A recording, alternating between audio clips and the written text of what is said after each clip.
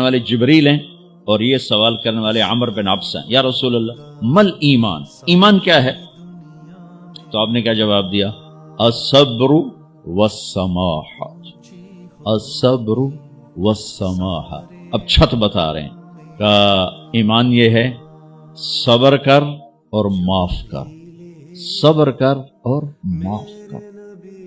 میرے بھائی بہنوں، میرے رب کی قسم، جیسے یہ ہے نا وَجَعَلْنَا مِنَ الْمَاءِ كُلَّ شَيْءٍ حَيٍّ أَفَلَا يُؤْمِنُونَ، اللہ نے ہر جاندار کا لازمی جز پانی بنایا۔ پانی نکال دو تو آدمی مر جاتا، ڈی ہائیڈریشن سے موت واقع ہو جاتی۔ ہر جاندار کا لازمی جز پانی، دین کی تمام صفات کا لازمی جز صبر۔ تو میرے نبی نے فرمایا ایمان کیا ہے؟ صبر کرو، معاف کرو۔ معاف وہی کرے گا جو صبر کرے گا، جسے صبر نہیں آتا اسے معاف کرنا بھی نہیں آتا۔ تو ایمان قیامت کے دن اعلان ہوگا، صبر والے کھڑے ہو جاؤ، تھوڑی سی جماعت کھڑی ہوگی، بلکہ چلو جنت میں جاؤ۔ ان کو اللہ بغیر حساب کے جنت میں ڈال دے گا۔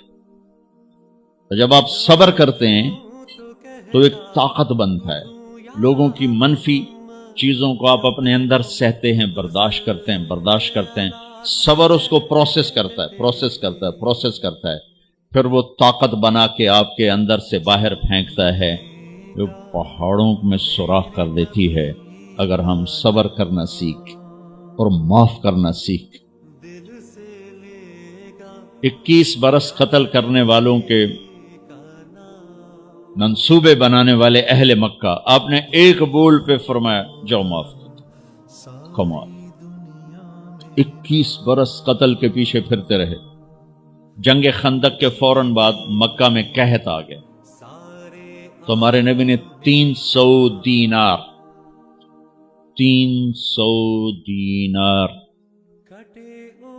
تو 10-15 لاکھ روپیہ بنتا ہے، آپ نے مکے میں ابو سفیان کو بھجوایا جو جنگ خندق کا سالار بن کے آیا۔ آپ نے کہا مکے والوں میں قحط ہے، ان کو کھانے کھلاؤ میری طرف سے۔ تو ابو سفیان کہنے لگے واہ محمد تیرے قربان جاؤں، ہم تجھے قتل کرنے کے پیچھے پھر رہے ہیں، تو ہمیں کھانے کھلاتا پھرتا ہے۔ یہ میرے نبی کے اخلاق ہے، میرا نبی کو معاف کرنا ہے۔ آپ سوئے ہوئے ہیں، آپ کی تلوار اٹھا کر ایک بدو نے آپ کے پسلی میں ماری، آپ اٹھ کے بیٹھ گئے، تو کہنے لگا کون بچائے گا، یعنی میں تیار ہو جا۔ تو آپ نے کہا اللہ، آپ نے کہا اللہ، تو اس کا ہاتھ کانپا اور تلوار گر گئی۔ تب آپ نے اٹھا لی، آپ نے ایسے سیدھی کی، اب تو بتا تجھے کون بچائے؟ تو کہنے لگا میں تو ہی بچاونا ہے، اور کہیں بچاونا۔ تو آپ نے کہا کلمہ پڑھتے ہو؟ کہنے لگا نہیں پڑھتا۔ اب تو آپ اس کی گردن اڑوا دے، یہ خود ہی اڑا دیتے، جو کہہ رہا میں کلمہ نہیں پڑھتا ہوں۔ قتل کے ارادے سے آنا ہی اس کے قتل کے لیے کافی تھا۔ آپ نے فرمایا کلمہ پڑھتے ہو؟ کہنے لگا نہیں۔ آپ نے کہا جاؤ معاف، جاؤ معاف، صحابہ کے سامنے جاؤ معاف۔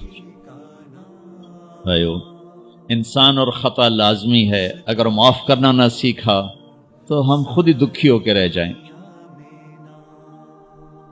لوگوں کے زخم بھلا دو، اللہ پہ ڈال دو، اللہ صلہ دے گا، زندگی پرسکون ہو جائے گی۔ دیکھو ہم اپنے یہ کرتے پر داغ نہیں لگنے دیتے، اپنے بس سے داغ۔ کھانا کھانے بیٹھو، نیپکن، یہ دیکھو ابھی نیپکن پڑے ہوئے ہیں، رکھو اگو رکھو توڑے چولے تو کوئی سالن نہ ڈھے پاوے، ٹھیک، یہ تو پھر بھی دھل جائے گا، لیکن یہاں داغ لگا، کبھی نفرت کا، کبھی غصے کا، کبھی انتقام کا، کبھی حسد کا، کبھی بغض کا، کبھی کینے کا۔ انسان سب سے زیادہ اپنی ذات سے محبت کرتا ہے۔ یہ معمولی سے کپڑے کو داغ سے بچاتے ہو، جو سب سے قیمتی چیز ہے دل، جو بادشاہ ہے، اسے بھی تو صاف ستھرا رکھو۔ جیسے ہم لاکھ زور لگا لیں، ہم کپڑے کو میل سے نہیں بچا سکتے، لاکھ زور لگا لو، لوگوں کے منفی رویے آپ کو توڑے بغیر نہیں چھوڑیں گے۔ لہذا کیا کرو؟ نبی والا معاف کرو، معاف کرو، دل کو صاف کرو، دل کو صاف کرو، دل کو صاف کرو۔